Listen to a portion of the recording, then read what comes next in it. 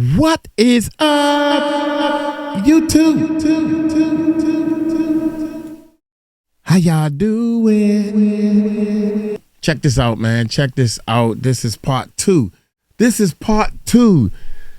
Survivor live. DeWitt, Gilmore. Oh my gracious, boy! If y'all haven't seen the first part, you gotta see the first part, man, because it unravels slowly. And this will be the second part, man. I ain't gonna talk much. People say I talk too much. Just play the video. So y'all hit that subscribe button, hit that bell. Let's check this bad boy out. It's part two, y'all. Part two. Here we go. Doing my craft. That's how that went. And the prison time was spent studiously researching and studying and mastering my craft and mastering writing and being John Grisham, Sidney Sheldon, Elmore Leonard, and Guy Johnson all in one. And yes, when I came home, I got a $250,000 book deal, 14-book deal, never been done in history, debut book deal. Then I got a sidekick deal with 50 Cent. Then I got a management deal with Chris Lighty and Violator Management. I met all the right people. I was on ABC World News. I was riding a rocket to the moon. Had nothing to do with Diddy. This was all my doing from behind bars. So yeah, that's how that went. You asked how that went. That's how that went. Yep. Did they take you straight from court into the jail? Yep, they locked me up. I'll never forget it. They took me to Union County Jail, and I was in the county lockup. The county lockup, folks, is not to be fucked with. And did you have your court suit on? No, they put you in orange jumpsuits at that point. I was in a suit and in the court in my regular suit, and then you're in county lockup waiting for the feds to come and pick you up. You're in there in an orange jumpsuit. It says Union County Jail on your back, and these flats you wear, these flat shoes or slippers, whatever. Yeah. Hey guys, thank you for watching our videos. If you want to check out our live channel, the Music Recording Network Live, where we dive deeper into videos that we put up and talk about different things that's going on in the world. You can participate in our chat, or you can come on live. You don't even have to show your face. Go to our live channel, subscribe, voice your opinion, because we would like to hear from you and help us come up with solutions. Now, let's continue on with this video. That was me. What were those first holding cells like? They were 4x8s. They were 2 bunks with a steel sink. The stuff that you see on TV. One thin mattress, bars that slide closed when when they pull a bar down and all the stuff, and a TV on the floor. Everything's cement and steel. Very few belongings. A toothbrush, toothpaste, writing paper and pen was my gift. Right? Because for writers, and I wasn't a writer by that point. Yeah, I had the magazine, and I did a little forward, but I wasn't really all the way in on writing when I had the magazine. I was the publisher. But in prison, when I had that paper and the little yellow pencils they give you, that was my saving grace. I was able to write. Just give me more. There's no limit to the amount of paper. And then there was some people that weren't in there, didn't give a deaf. They don't want paper, so I got their paper. So I had a stack of writing. I just kept writing and writing. To me, I was saving my life because I couldn't measure. I wasn't ready. I wasn't ready for prison. I wasn't ready. Amen. I wasn't buffed. I wasn't, hard. I wasn't that guy in the streets that was ready to fight it out. I mean, I had been taught boxing, but being taught boxing and being a street brawler is two different things, right? So yeah, I wasn't ready. To be honest with you, I wasn't ready. I was in fear of my life, and the way I was able to save my life was to write. I was able to write. I was focused. I wasn't focused on I wasn't on the phone. I wasn't focused on that television. I just kept writing because my life depended on it. And in Union County Jail, because those guys in there, they're not in there on paper crimes. They're not in there. They're in there for malicious burglaries, robberies, maybe fights. There's people that have been in and out. You know, they prey on people by nature. For me, I learned that I needed to be, very quickly, I learned I needed to be the hummingbird in the African desert. So I learned very early, thank God, that metaphor stuck with me and it saved my life. See, in the desert, you have the vultures and you have the hummingbirds. Yeah, they're all buzzards. They're all birds. But the vultures prey on carcasses. The hummingbirds go after honey. And so the hummingbird can be seen on the shoulder of a vulture. And the vulture doesn't attack the hummingbird, and the hummingbird doesn't attack the vulture. So I was the hummingbird going after honey during my whole bid. And my honey was to write, take my imagination and my past. And honestly, that my past was what things that I told you about. Me growing up under an entrepreneur, me dealing with Sean Combs, because I wrote Derelict. So that was a way for me to shoulder, to get that off of my shoulders.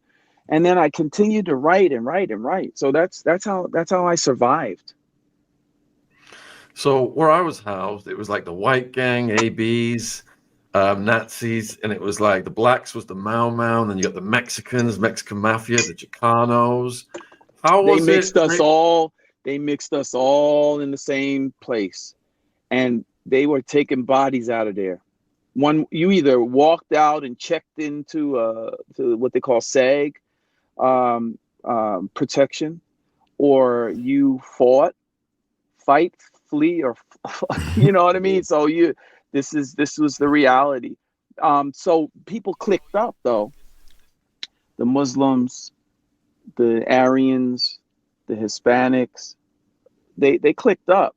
And that was probably, I didn't click up with anybody. That was my problem. That was really my problem. Here's what saved my life also. My dad was a gambler. And he gave his money to the mob. And I got called on as soon as I walked through the gate. After I left Union County Jail, I went into the feds. And the moment I got on Fort Dix, some guy came and approached me. He's like, "Hey, somebody wants to see you." Like, okay. And then I learned it was like the head of a mafia out in Philadelphia.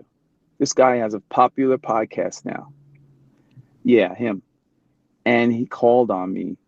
He's like, and I go into his room. He has the room all to himself, and his like this was not the cell that I told you about. This is comfort. I wonder, is he talking about Mac Cox? What y'all think? This is the guy who did the interview with Suge Knight in jail, and he was talking about, well, I don't know. Y'all put in the comments if you think it's him he's talking about. And his like this was not the cell that I told you about. This is comfort. And he called, and I went in there. He's like, "Hey, you're Gilmore?" I'm like, "Yeah." It's like, you're not the age Gilmore. Might not be. Where are you from? And he said, "I'm from Mount Vernon." Yeah, Gilmore's from Mount Vernon, but he realizes my father that he was doing business with, and I'll never forget, man. He's like, "Hey, your father's a stand-up guy. You have any problem in here, like anything you need, you let me know." Like I walked out of there like, oh, I was like, man, this was a movie. This is a straight up movie. Like, wow. Thank you, Dad, for paying your debt. Because wow. Yeah. Was the guy's name Michael? Was his first name Michael?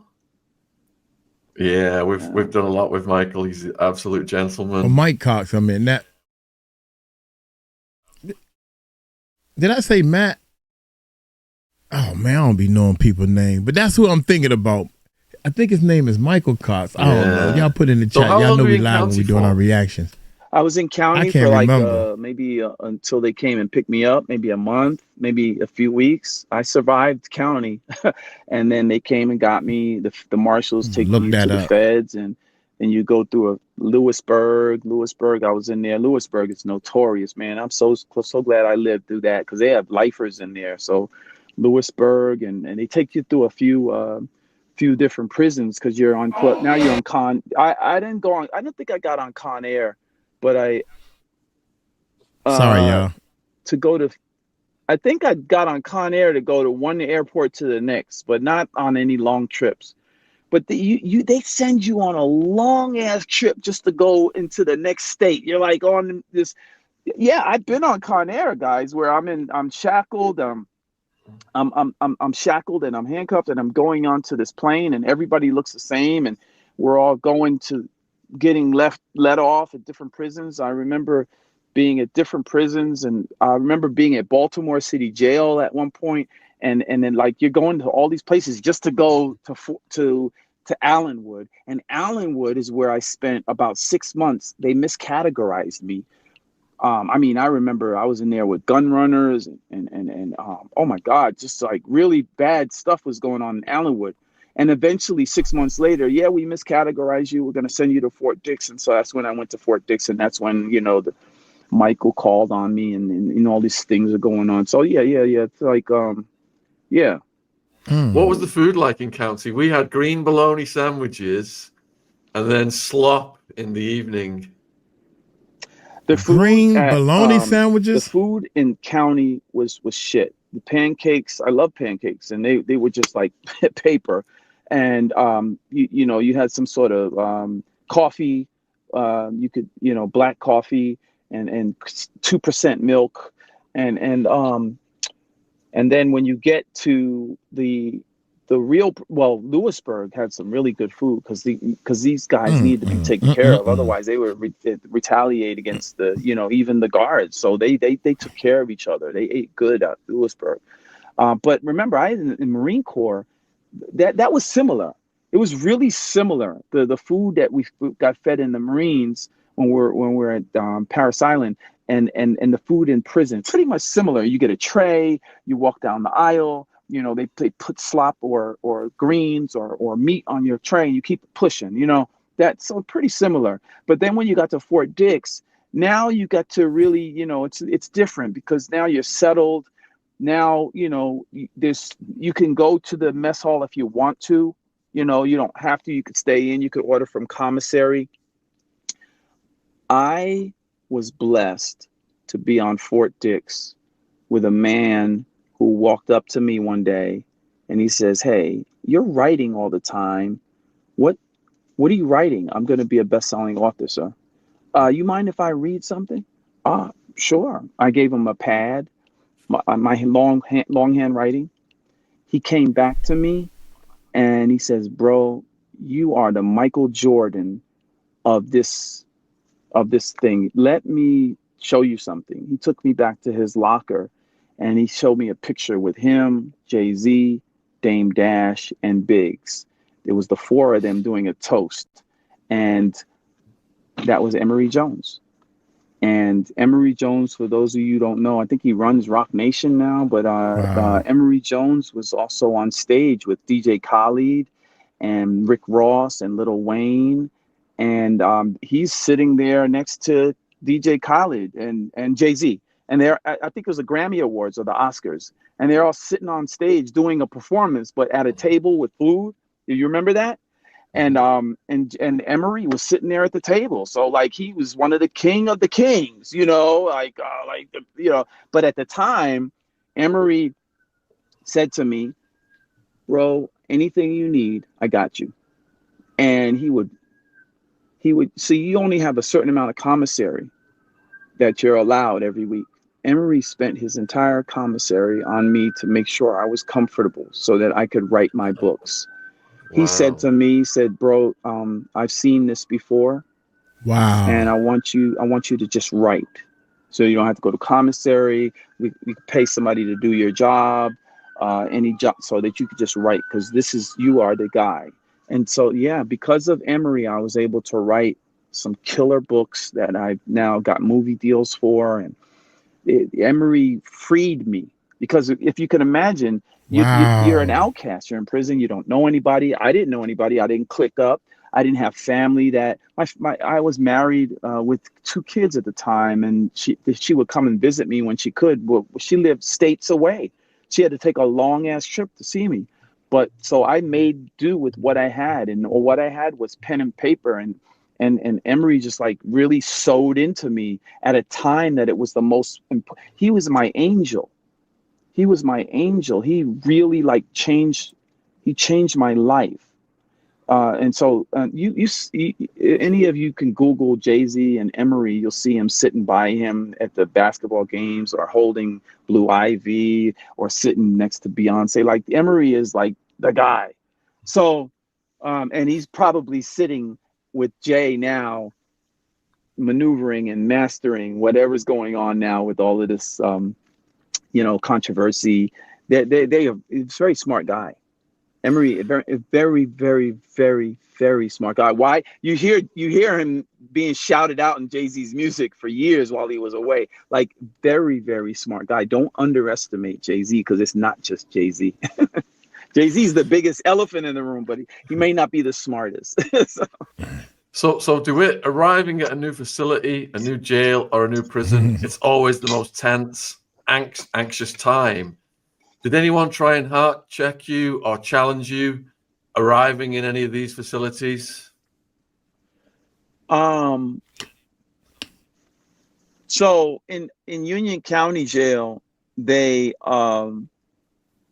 looked at me as like almost like a plant, because again, I was writing in there trying to save my life, So Union County Jail, yes, they looked at me crazy. I never got tried. And then when I got settled in that 6 month at Allenwood, I was able to find friends. People wrote to me in Allenwood, other authors that heard about me. I also made friends with people that were from my location in the Bronx, or that were from Mount Vernon area, or that just knew, so they you click up. So I did click up with certain people, and I never got harmed. I got confronted. I've had fights with people that are jealous, because I found my life. I literally found my life in prison. I found myself, and I'm focused, and I'm driven. And then you have some people that are just jealous, like that. I did find myself. Focus. And so I got attacked a couple of times. I thank God I never got hurt. Thank God I was taught to fight in the Marine Corps, even before the Marine Corps. What was the first time? What happened? Some guy, Peruvian cat, he came and he swung a chair at me. And I remember laughing when the chair was coming, because it was like slow motion, like, not for nothing, but it was a metal chair. And I just felt like that was dumb, because you're leaving yourself exposed. I gave him a 3-piece, man. Because you're swinging a chair, you're leaving yourself wide open, and you're telling me, you're telegraphing where it's coming from, how it's coming. So I'm able to dodge, like, as in boxing, we dodge and weave. And so I did the same. And so I hate that I did that, because he was a pilot. I'm sorry that I did that. And I doubt he's watching. He probably got deported. But bro, like, you attacked me, like, why? And then there was another cat. He was Trinidadian. He was also jealous, proud Trinidadian. And I'm sorry that happened. He attacked me. He got the best of me because he charged at me. So I didn't know how to fight my way out of that one. He charged at me, and eventually some other guys pulled him off of me. He didn't swing at me. He didn't punch me, but he charged at me, and then it was like he was on top of me.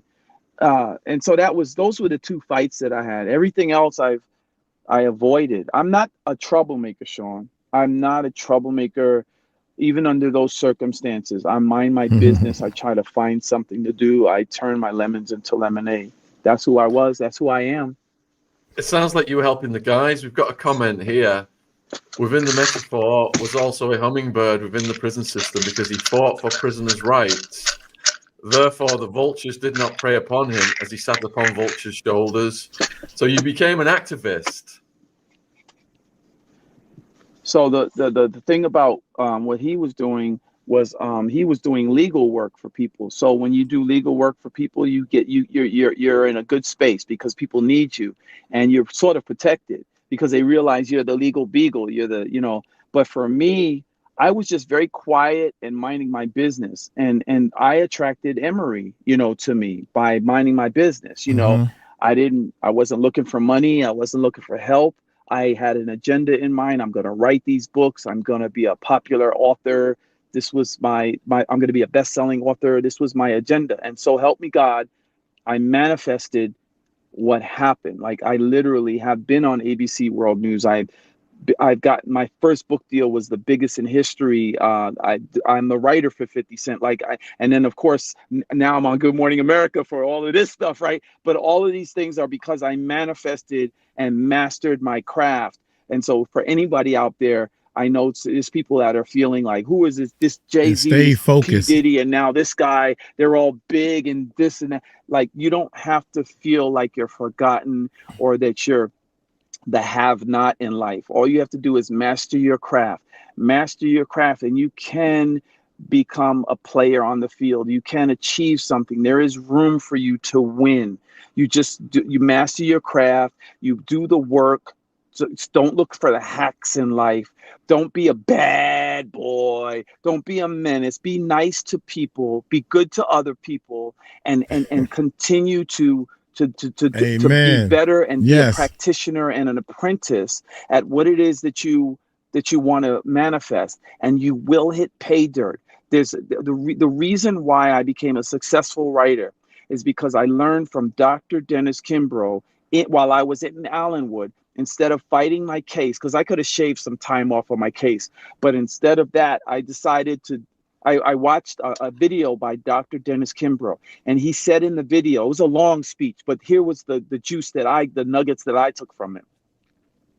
He said, spend 3 to 5 years at being the best, or being a practitioner, or being an apprentice, or being an advocate for something, and be consistent at it for 3 to 5 years. I don't care if you make shoes. I don't care if you sweep sidewalks. Do it for 3 to 5 years. Be consistent. Be an apprentice to somebody, and then you can be the best in your neighborhood. If you do it for 5 to 7 years, that means being a practitioner or an apprentice. You're studious. You research. You do it for 3 to 5 to 7 years, and you could be the best in your tri-state area.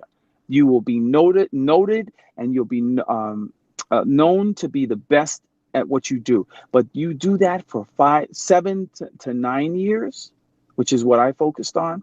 You master your craft for 7 to 9 years. You can be the best in the world at what you do. And so help me God, that's what I did. I focused on that. I said, never mind this legal stuff. I don't care. I'm going to be a best-selling author. And that's what I did. And that's what I became.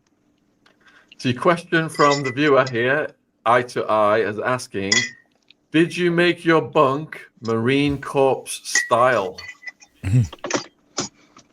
Yeah, you had to, like, I was trained for prison in the Marine Corps. Because like you had to make your bunk right. If you didn't, they'll come rip it up.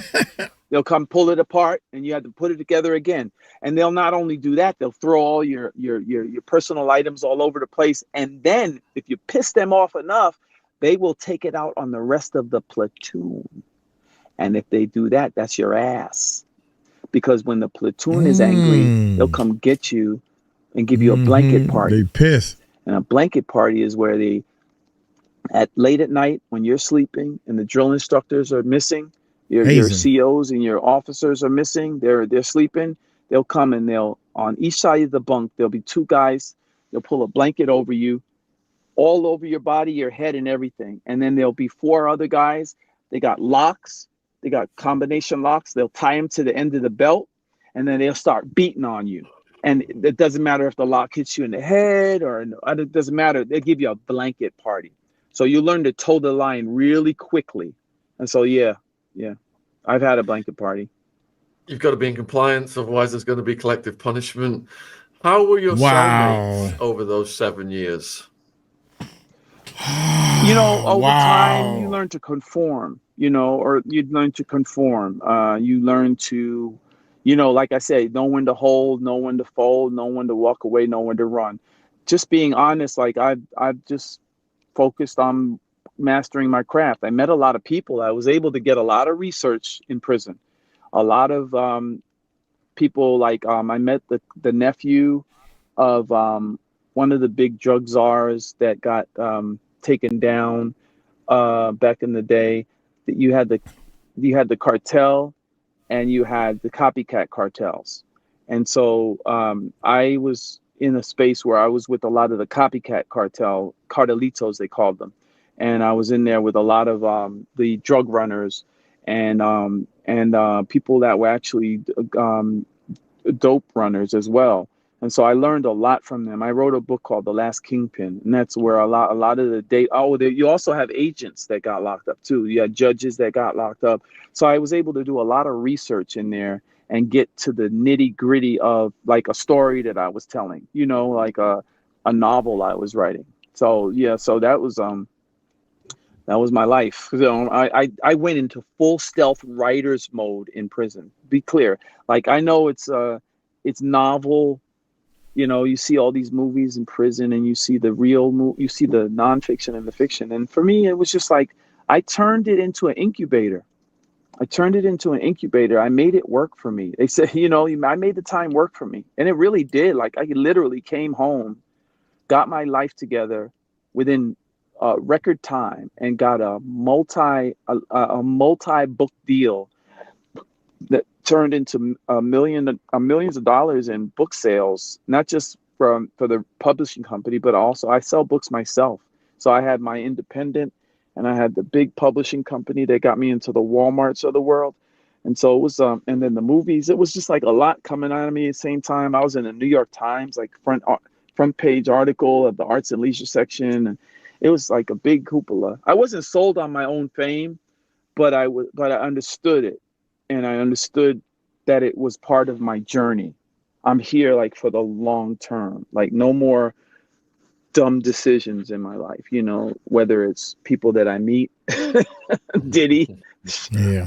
Like if they want to introduce me to somebody right now, it's different. it's a little different.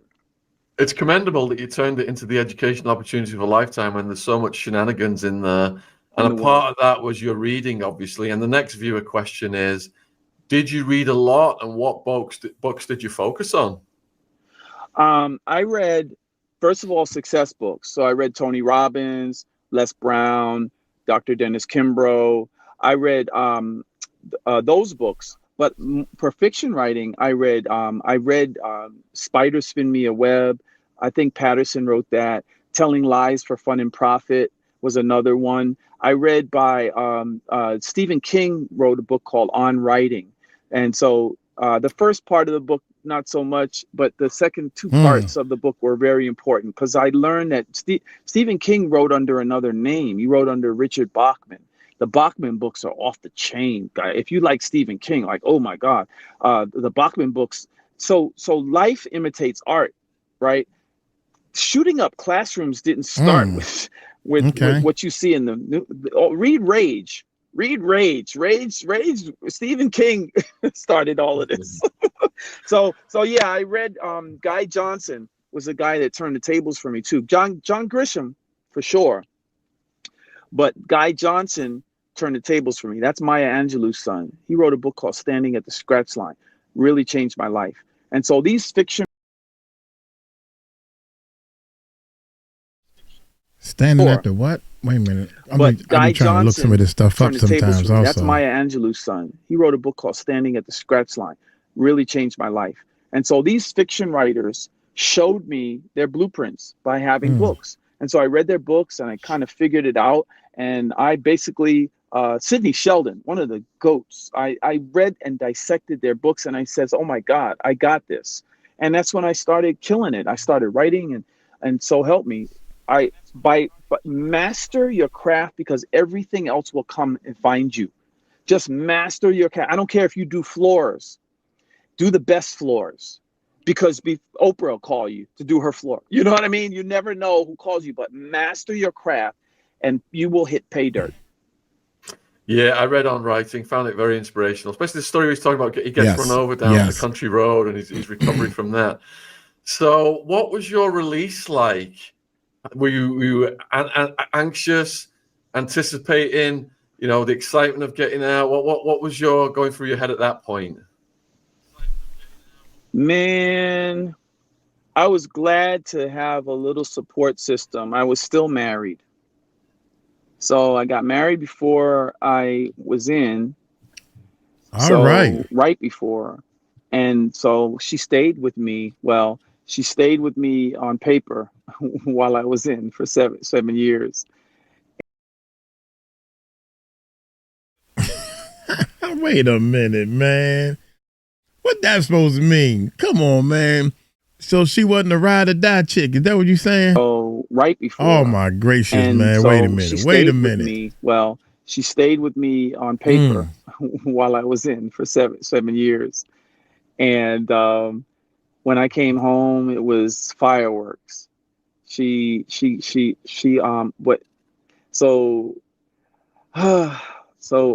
My wife at the time had some boyfriends while I was away, and they were very rich boyfriends.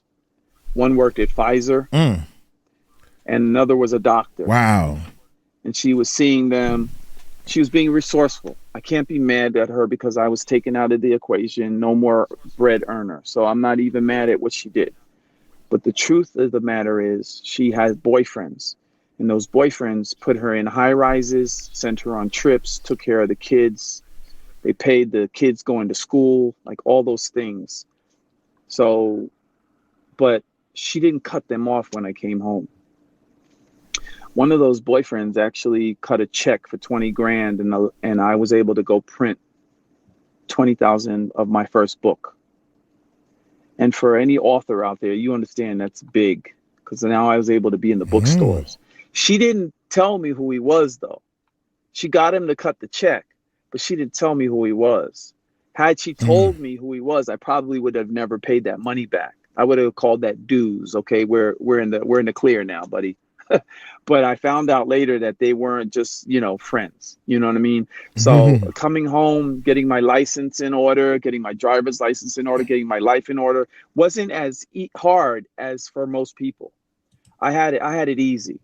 I got to live in a 3-bedroom high rise. I got to have a little bit of money to get a laptop to, just get my life in order. And so I had it a lot easier than the average person now that I look back on it.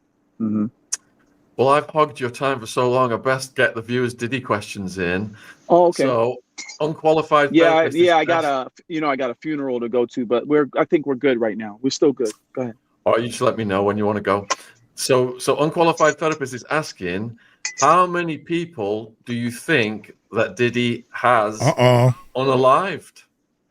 So if he's responsible for one or two other people, I wouldn't be surprised. But where there's smoke, there's fire. And Maya Angelou has a famous saying: if someone tells you who they are, believe them. Diddy has been telling you who he is for decades. The fruit don't fall far from the tree, y'all. And now the sun is even has gotten wrapped up in things. So let me tell you something. Like, I believe before I don't believe, right? I would say a good 90% of what you're hearing out there is real, because think about it. He had all the money that you could possibly imagine by these hits that they had. Okay, so you're a first mover, you got the money. Okay, great. But you have no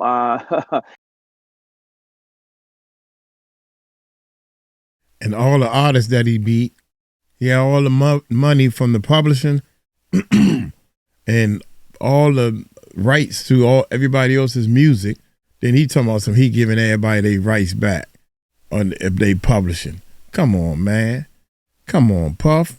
God dang, young. And sure, it's funny how all his artists went downhill. Only one's kind of stood out for a long period of time, and that's Mary J. Blige. Think about Y'all it. He had name all somebody the else money who that you stood could out. Let possibly me know. imagine by these hits that they had. Okay, so you're a first mover. You got the money. Okay, great. But you have no you have no discipline. You have no mentorship around. So now you get to have your way with people. You get to have fun with people. You get to treat life like it's a movie. You get to play Grand Theft Auto with my life. You get to play Bang Bang Shoot 'em Up in the nightclub. You get to do all these things that you get to be a boy behaving badly. That's what you are, a boy behaving badly. And so, yes, see, that's, I believe most of what he did. I believe him hanging somebody off of a balcony. I believe him blowing up somebody's car. I believe that it probably wasn't him, it was people he paid. Because again, let's be clear, he's a coward. Yes. He showed you the coward that he is. Remember, he was kicking and dragging and beating Cassie on the floor of a hotel, and she was not hitting back. I don't care what you hear from the lawyers about it being toxic. If it was toxic and it was a back and forth thing, why wasn't she fighting back on the floor? By nature, she was covering up. She was close. She was cowering, not wanting to get hit. Because why? She was familiar with him hitting her. She knew more was coming. Cassie told you more in that 30 seconds about their relationship and her abuse than any news story, documentary, or movie could possibly tell you in a courtroom or otherwise. Be smart. Where there's smoke, there's fire.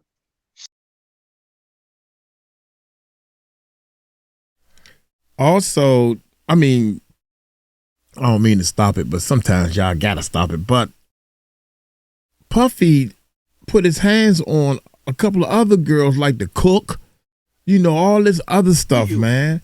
In a both courtroom or bodyguards otherwise, are saying the same thing. Be smart. Where there's smoke, there's fire. She has taken beatings from him before. Hello? She covered up. She didn't fight back. Fight, flee, or you understand? She was giving in. She surrendered. She's telling you her story's right there. She doesn't need to get on an interview with Sean Atwood. She just doesn't, because she tells you who she was. She's a nice girl. She's kind. She doesn't want to get hit. She doesn't want to get hurt. Yep. She's protecting herself. She's covering. He's kicking her. He's beating her. He's dragging her. Please. So I believe them. I believe them. Question from Leela. What makes people attracted to the limelight and become victims of the entertainment industry? What can be done to bring awareness to these dangers? So people want to weigh money and out. Fame. Everybody want to be on top. That the celebrity mess and the partying and the people want to weigh out. They don't want to. So you have people that are part of the ingredients of life, the infrastructure, civil service workers. God bless them. Thank you for your service. The military keeps us protected, right? They keep us protected. Yes, police enforcement, because if we didn't have police around, it'd be helter-skelter around here, right? Probably in every neighborhood, because people don't know how to cooperate. By nature, we fight each other. We have domestic issues. There's nobody out here to play judge and jury.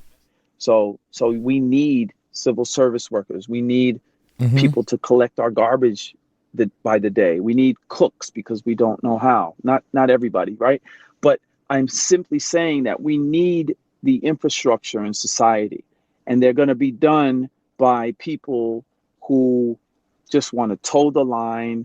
They don't want to be celebrities. They just want to pay their bills, and they want to get retired, and they want to live happily ever after. They just want to serve. I get it.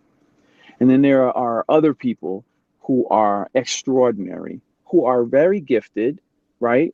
And they're like the icing on the cake of life, right? You have the cake of life, what I just mentioned, but then you got the icing on the cake, and the icing looks good. It's tasty, right? And yeah, there are very gifted people out there. A lot of gifted people, Sean, from the singers and rappers to the ball players to, I mean, you watch America's Got Talent or England's Got Talent, you'll see all that stuff, right? So there's a lot of that, right? So, and they're worthy. They're worthy of getting attention, of making money, of getting their due, their blessings. And then you got the people in the middle, and you got a choice. You either are attracted to the gloss in life and the glitz, or you are attracted to your life's purpose. And your life's purpose may not be to be popular, but by default of you being a hell of a dentist that makes people feel amazing when they come to your office with great bedside manners, etc. Because of who you are, people want you. They love you. They come back to you. You are the star of their story. But by default of you being an amazing dentist, now some news story wants to do a profile on you. So you got your 15 minutes of fame. No, you don't have to go out there dancing. You don't have to go out there flossing. You don't have to do music videos. You're happy and content with being a dentist. There's nothing wrong with that.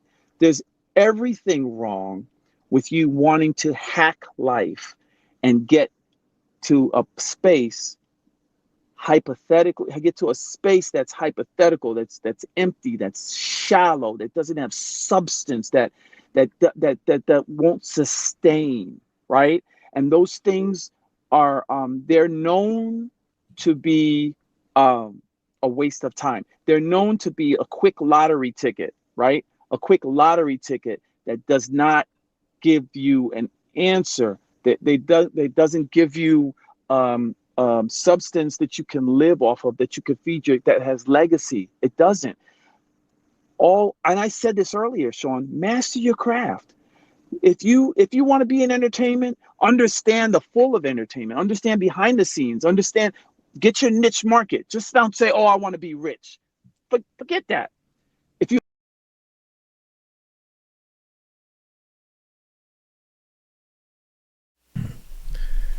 I have preached this, dude. I have preached these same words, but the way he's preaching it is definitely more understandable. Don't nobody listen to me.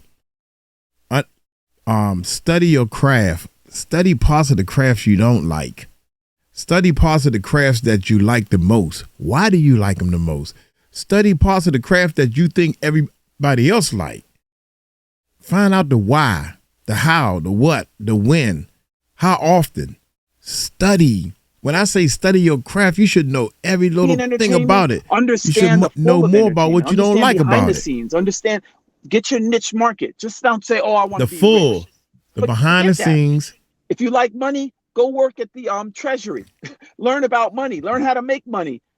If you like money, you like the feel of paper. If you like sports, get into the sports. Understand sports. Don't just be a football player or a basketball player. Understand the business of sports. Understand these things. Master it is. If you have an interest in a certain thing, it's fine. You can have that. You can get that. You can be a dancer, but study it, be 10 toes down, master that craft, and then let the results of that, the evidence of that show. You're going to get the spotlight on you for a moment or for a lifetime. But that's all going to be based on how much you master your craft, right? The people like Stevie Wonder or the Denzel Washingtons, they've mastered their craft. The people like the Celine Dion's, they've mastered their craft. And so they're always going to be good. So master your craft. You're going to be good. You're going to be good, but you have to do it at some point. Like, there's a bamboo tree metaphor. You plant a seed for a bamboo tree. You're never going to see it sprout until years, but you have to water it every day. And the day you stop watering it, it's the day it dies. But 5 years in a day, it starts sprouting. Now you got a bamboo tree that's growing, but for 5 years you watered it every day. You have to look at life that way. You have to be consistent and persistent, right?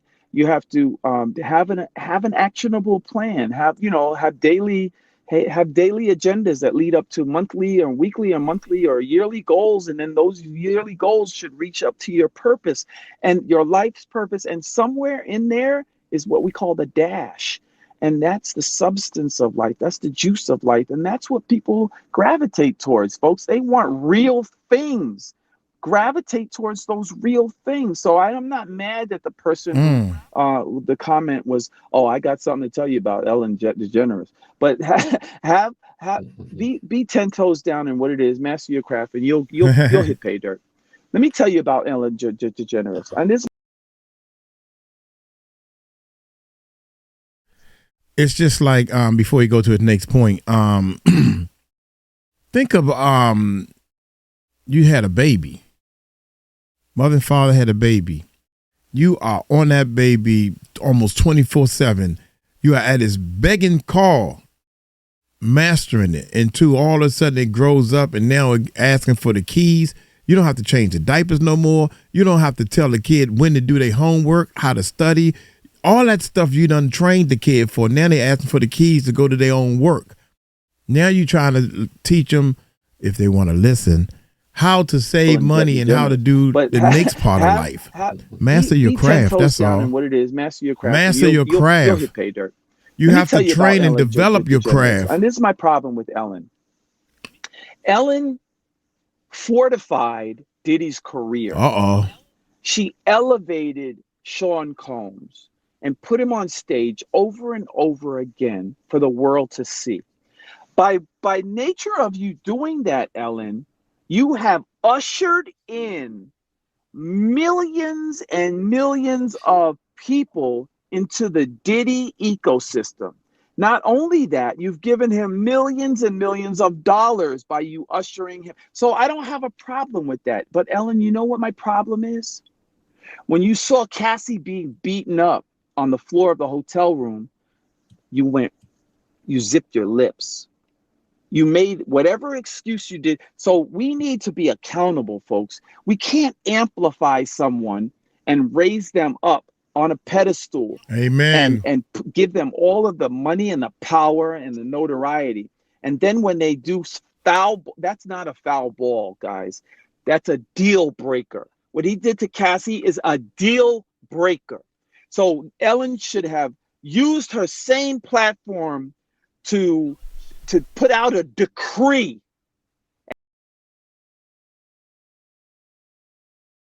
It was a flagrant foul. You are out of the game. That wasn't no foul. You're right. You are put out of the game. You're on suspension for that, what you did. And Oprah didn't say anything either. Neither one of them said anything. In fact, I don't think anybody said anything yet. Breaker. Oh, wait, who said something? Ellen should have used her same platform to put out a decree and say, folks, I made a mistake. Look, Oprah did it. Let me tell you how Oprah did it. Oprah brought a guy named James Frey onto her show. He wrote a book called A Million Little Pieces, and he lied. Mm-hmm. She made him come back on the show, and she denounced him. Mm-hmm. She had to, because she told millions of people and responsible for millions of sales. Today, Ellen could have gone on her social media and say, folks. But what about Puffy? What'd she say about Puffy? I made a mistake. I didn't look deep enough into this guy, and I ushered him into your lives. And by nature of me ushering him into your lives, I ushered him into the Kardashians' lives. I ushered him into celebrities' lives. I ushered P. Diddy, Sean Combs, Puff Daddy, Brother Derelict into all of your lives, this menace to society, and I was wrong. I want to make it right. I want to balance the scales. I made a hell of a lot of money by bringing him on my show. I have to make it right. For my conscience, I have to make it right. And I have to serve you like I served you for so many years. Ellen had done a lot of good. but you can't serve everybody and then turn your back and ignore what you've done in that time as well. You elevated this guy, you created increase for this guy, you turned your audience into his audience and his audience into her. So you blurred the lines, right? You blurred the lines of celebritydom. And now you let everybody know his parties were popping. You are all with it on his parties. And so now when he goes foul and he turns into a menace, and you see he's a menace, you don't speak up. That's a problem for me, Ellen. That might be karma. I'm sorry, Twitch. Is it Twitch that passed away? That took his own life? Is his name Twitch? I'm sorry. But like, you know, God don't like ugly. God don't like ugly. I don't know what's coming your way, Ellen, but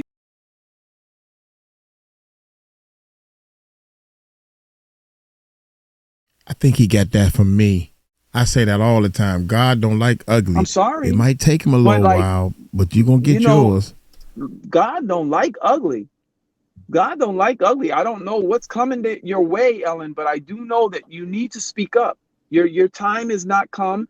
You can running away from this, Ellen, is not the answer. It's not the answer. Step up, get on the platform, just like Jay-Z. He stepped up the last few days. He said, "Nah, this ain't me, bro. This ain't me, bro. You got the wrong one. Who's who? Bring her to the file a criminal complaint." Ellen, running is not the answer. That ain't it, Ellen. We need you to speak up. Kardashian, we need you to speak up too.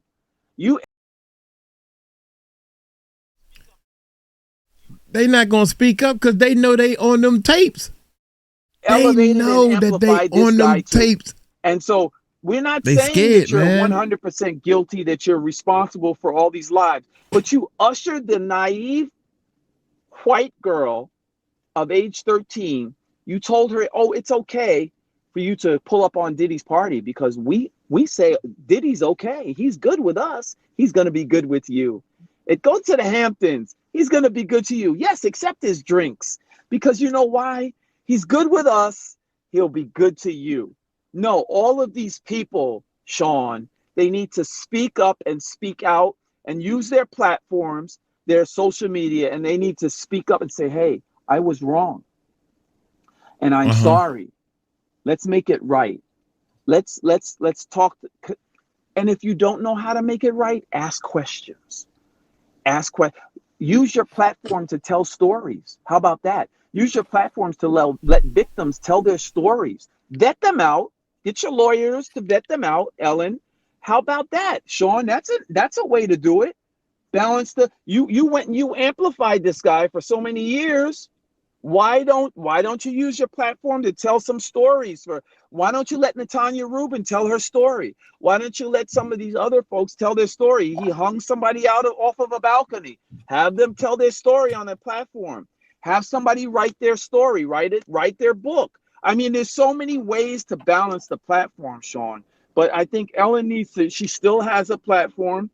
Don't go running into the ether, Ellen, and think that you're not part of this. You are very much a part of this. And J.Lo, hello. J.Lo, you were there. You bought the gun in the club, J.Lo. I didn't say allegedly. J.Lo, you were there. I did not say allegedly. Yeah, everybody, that's my new word, y'all. Allegedly, he didn't say allegedly.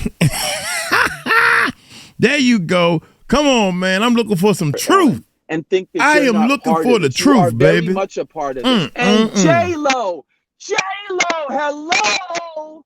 J.Lo, you were there. You bought the gun in the club, J.Lo. I didn't say allegedly. J.Lo, you were there in the van, in the SUV. Yeah. You were there in the club. You saw the guns popping off. You can act like you didn't see it, but we know you saw it, J.Lo. We also know you were with Diddy. You were the girlfriend of choice that night at the MTV Awards, J.Lo. J.Lo, we need you to speak up, J.Lo. Don't go hiding behind your glass house, J.Lo. It's time for you to come out and speak up, J.Lo. Hello, J.Lo. Anybody home? J.Lo, come on out, come out wherever you are. I think you broke your microphone. But anyway, what about LeBron? Does he come into this category? No, LeBron, yes, LeBron is also culpable, don't get me wrong, but he hadn't spent his whole career amplifying Diddy. But everything there's a balance. So LeBron's got platforms. His platform isn't as high as it was now, but he's got a platform. Why doesn't LeBron, you amplified his parties, LeBron. You're very famous for that. Saying his parties are popping. We see it on YouTube. It's out there. So LeBron, why not either give your stage to some victims or help some victims or help? Let's create. How about all of Diddy's victims have books? How about LeBron creates an entity to help Diddy's victims tell their stories, and now Diddy's victims can have their books, their children's books to talk about. It could be children's books, it could be recipe books, it could be books, memoirs. Let people tell their story and make some money from turning their lemons into lemonade, because the seed capital that LeBron puts up is mere peanuts compared to the amplification and the how it can help somebody unshoulder the pain and suffering they went through. Look, Diddy is one of the most notorious devils who ever touched down. He just went in plain sight. He was hurting people, just like Bill Cosby.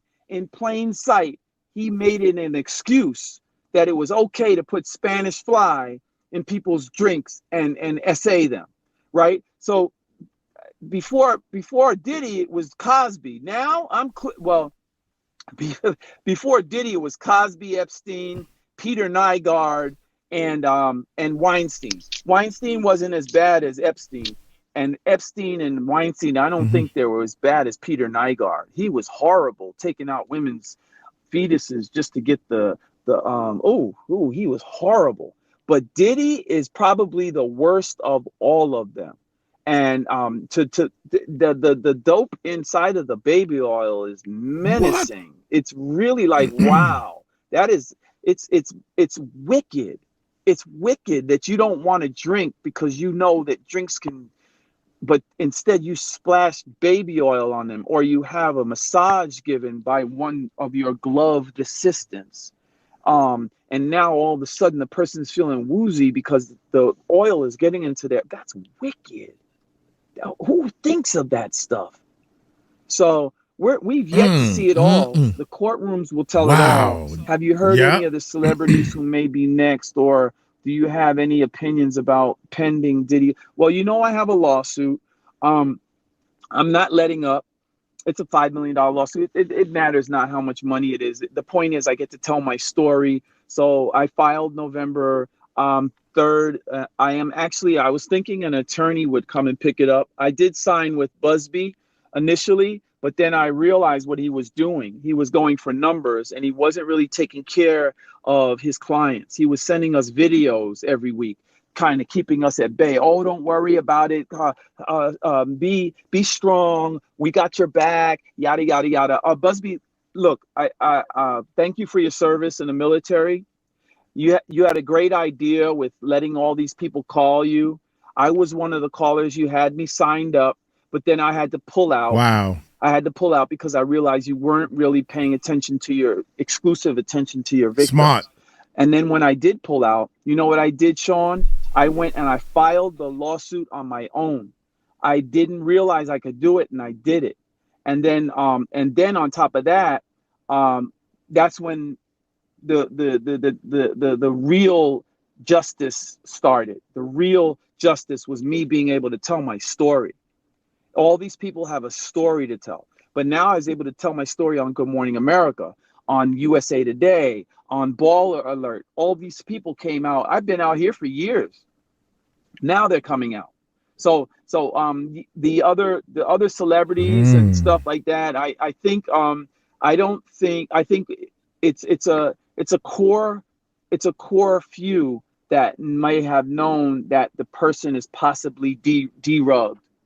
Everybody doesn't know what the person took, or there's a lot of but that's what the government's for. They got to figure out the court cases. They have to figure out who knew and who didn't. And not for nothing, if you're able to pay and get your name out of the mix, hey, so be it. But I will not go for people miscategorizing people and shaming people and throwing people under the bus when all their career, Jay-Z's entire career, he has not shown us that he's the type of person that would do this to young people.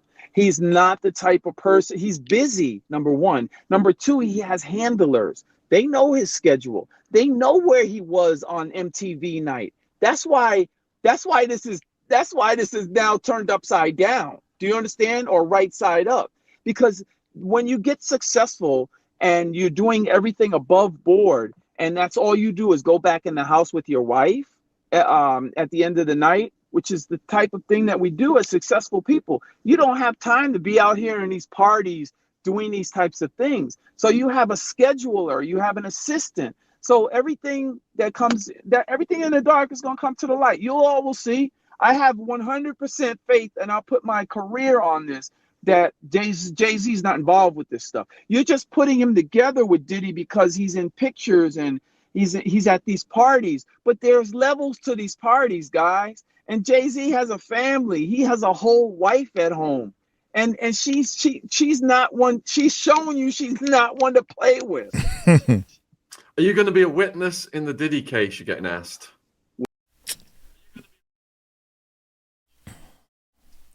Puffy didn't have wives at home. He had a girlfriend, Kim Porter, rest in peace. And he still did crazy, stupid stuff. He had the baddest, and I mean the baddest girl, Cassidy. Woo, Lord. She's beautiful. She's beautiful, man. She's a beautiful woman. And you beating her all up. Jay-Z and his wife, I don't know. And I try not to speak too much. Y'all notice I don't say too much about Jay-Z and his wife because I didn't follow them too much. I followed Bad Boy, man. I wanted to be on that label. They was 4 hours away from me. Hey, Sean. Here we go, They asked y'all. me not to say anything. They called me last week. They called me 2 weeks ago, and then we set up a Zoom last week. I was on a Zoom 3 days ago with those folks. And I'm talking about the big folks. I'm talking about the criminal case. So without getting deep into it, because that's a whole nother conversation. Actually, I'm going to write. I told them, guys, I wrote a book. I'm about to write a follow-up book, including this. So you can't stop me from, and you're the government. You're the government. You're public. So they said, yeah, you're right. We can't stop you from saying it, but we're asking you not to because, we don't want you to impact the case, and we don't want, So okay, sir. So, I'll have to reserve my comment on that. I told them I'm not agreeing to anything. The government, there's no way they can put handcuffs on me for telling you, Sean, that they contacted me. I'm not telling you the faction of the government that contacted me. I'm not telling you what we talked about on the phone call. Them folks called, and we were on the phone for quite a while. And I'm a factor at this point. That's all I have to say on that. Quite a few people asking. And that's an exclusive, by the way. I never told anybody on any Wow. Thank you. Quite a few people asking if you know who's above Diddy or about secret Nobody's societies. above Diddy. Nobody's Wow. above Diddy. Diddy is a reckless, rich boy behaving badly. Epstein was a reckless, rich boy behaving badly. These are grown-ass men that are still living the life of a young wannabe Hugh Hefner playboy lifestyle. And because they don't know how to do it with their real wives or their real girlfriends, And some of them I believe Kim probably had Kim and Diddy did some, stuff with other people, right? But as grown, willing adults, cooperative adults, okay? But in terms of harming other people, no. In terms of harming other people, I believe Mary and Diddy, I believe that, and with other people. But in terms of harming other people, no, I don't believe that. So I don't believe that those folks rightfully should be dragged into. Yes, I met 𝗗𝗎𝗡. When she was with Russell, she was sweet and kind. Actually, she autographed my books. We were giving them out at a BET function. I was giving my books away, cases of books, and 𝗗𝗎𝗡 was signing them, and they were giving them away. I've never met Kim Porter, or at least that I know of. I probably have met her, but I don't remember. It's not something memorable. What do you think about Kim Porter's book? A brilliant idea, whoever wrote it. Brilliant idea. You got yourself in the conversation. Everybody's looking for a way in the door. Like, I literally had an interaction with Sean Combs, numerous interactions. Like, I was doing business with him. I told you the story. Everybody else hasn't. You were either at a party, you hadn't been around him a long period of time. There are some people that Valid had spent quality time around him, but people that are mutual friends, but they're not SAs. They're not, there are people with good relationships with Diddy, like business relationships, people that I've met since my book came out. Well, I never had any, I'm sorry that happened to you, but I never had any bad experience with him. I met another guy last week. Oh, I'm a Diddy fan. I don't care what he did. That's their problem. Like, there's some real tick booms out there. You know what I mean? But how was it kept hidden for so long? It was something. You're holding it on your shoulders. You're trying to figure it out. And then December, I says, you know what? This is my window. I'm going to tell my story, and I'm not going to be afraid. And then he got arrested. That's when I really was happy. Him being locked up is the best thing ever. We feel so. And then when he lost the bail hearing, it felt so good. It felt so good. And I hate that I feel good about another man, a black man, any man being locked up. But oh my God, it felt so good. Me and my lady, we were drinking and celebrating that night. It was a celebration. We were playing music loud and dancing. Diddy's locked up. Diddy's never getting out. Diddy's locked. So I mean, it's just like, we were so happy because he's never leaving prison. I need y'all to be clear. He's not winning his case. There's too many negatives. There's too much evidence, and we don't know what's on the video. We only know what we've heard in the press. We don't know what's on the video. The video incriminates him, and now the feds got the video. Do you understand? They got the phones, the video. They can use AI. They can draw all the parallels to sort of account for this guy's lifestyle. And once the flag dates, is red, times, and it location, says, GPS. this is the red area. He did this. He did that. You gave her a drink, and now he's finished. There's people that have been locked up for decades for lesser crimes. Figure that one out. But this guy had nothing but time to hurt people for years. For years. He had 24 hours in a day, and that's all he wanted to do was have sex. And he didn't have willing parties, because it takes time to find a willing party, to vet a willing party, and to agree with a willing party. And for that willing party to say, you know what? Okay, Diddy, I'm going to give you my sex, and I'm going to go on my way. And you won't have to pay me anything, and I won't have no responsibilities. That's not how life works. People vet people out before they give themselves to that person, because you're risking your life, health-wise and otherwise. And so the quickest way for a man for a man full of temptation, for a man full of these natures, these wild natures, to these carnal desires, the quickest and easiest way for a man to take advantage of another person is to give them D Ruggs, right? For, like Bill Cosby has taught us and told us on CNN, by the way, in front of Larry King, and laughed about it in your faces. So this is the easiest way to take advantage of a person and send them on their way and not have to pay them anything. You can give them a little car fare to go home, but you take advantage of them and you let them go on their way. Diddy has done that for a long time. You're getting asked if you think that Diddy's decision making pertaining to the East Coast West Coast beef led to the deaths of Tupac and Biggie. So no, I don't think so. It contributed to it, right? Not the beef to it, and that's why he definitely feels that guilt. There's a guilt there. He definitely contributed to it. He definitely contributed to Tupac getting pew-pewed that night at the recording studio. He definitely was a contributor to it. Now, to what level of contribution, we don't know.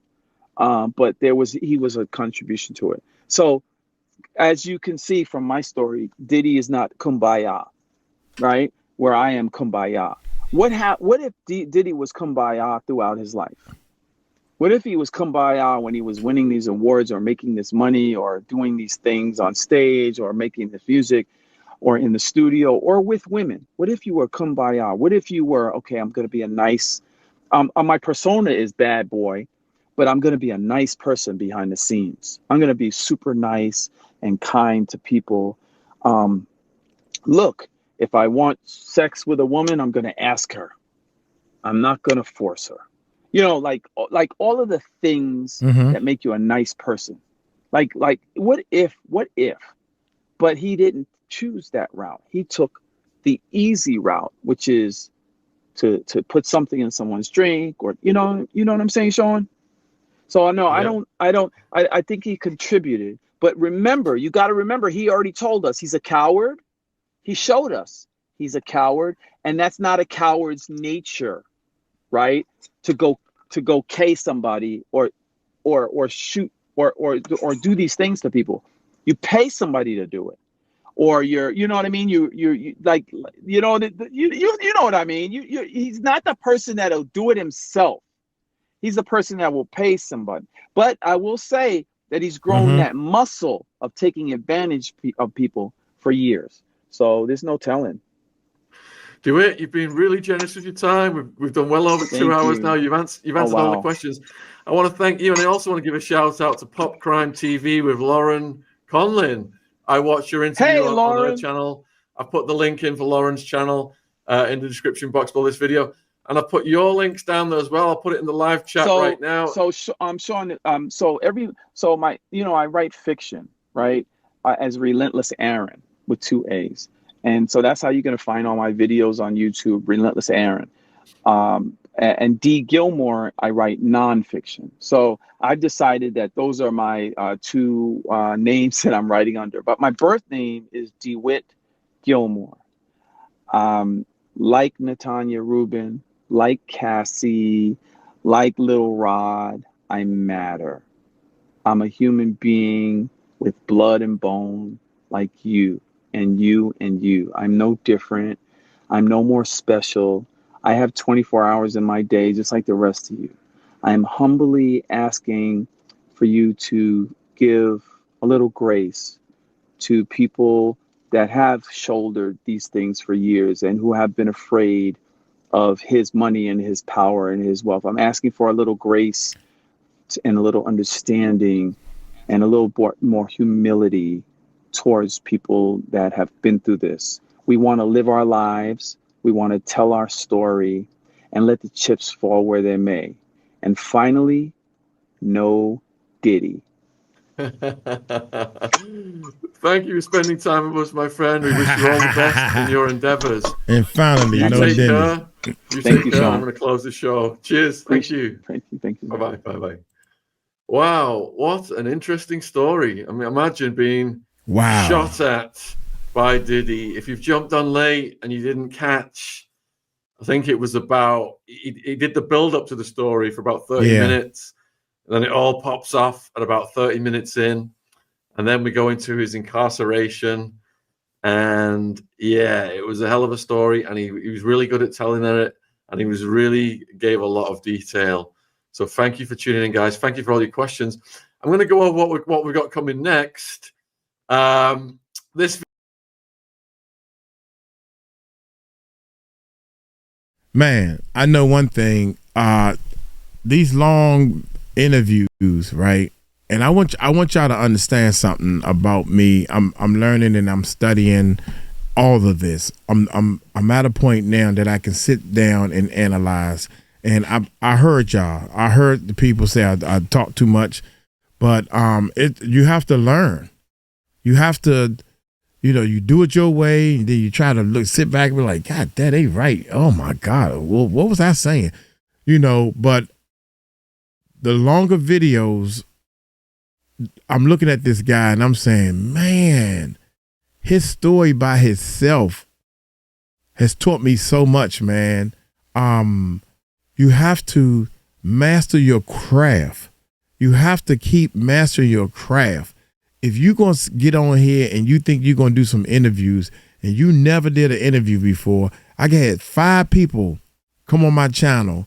Yeah, man, I want you to interview me. And I'm letting them, because they the Mr. Know-it-alls or the Miss Know-it-alls. Okay, well, how are we going to do this? Well, we're going to do, you can write down. This is the first interview they ever did and the last one. I ain't done none since. Yeah, man. See, I'm going to do an interview for free for you, Mike. But everybody else, they got to pay me. And I'm like, why would they pay you? Who are you again? I know the people. I know they my friends and, close people, But the point I'm making is, he said, take 2 or 3 years to master your craft. If you trying to do a YouTube channel, and I'm kind of glad this happened. We jumped in at perfect timing. I mean, unless you naturally got everything together, it's going to take you 2 or 3 years. Because God is going to you got to let me know that this is what you really want to do. And then God will start helping you. He'll start putting the right people in your place. He will start coming up with ideas and stuff. I had to do this. I had to buy this light. I had to do this. I had to get the screens right. I don't like these screens. Well, maybe we should do it this way. Or should we do this? I got all these keyboards and stuff that I don't even touch. Waste of money. I got $500 stuff that I don't use. Waste of money. And then I finally found my niche and said, you mean to tell me all we had to do was do this? Wow. But I went through the steps. I mastered my craft. I went through the steps. I nourished that baby. The baby don't even like them type of diapers, but I bought a sugar load of them. Because these was they said these are good diapers. Man, that baby just wanted that little cloth on his butt. But you got to go through this stuff. You got to go through it in order to come out on the other side squeaky clean. Does that make sense? So I am so glad I listened to this interview. Sean Otwood is a friend of mine. His channel, I have made friends with a lot of channels. I have made enemies with some channels. Shame on you if you want to be my enemy. Anyway, we live. We talking about our live channel and everything. We live as we speak. So y'all take it light, take it slow. Tell them Uncle Mike told you so. Peace out.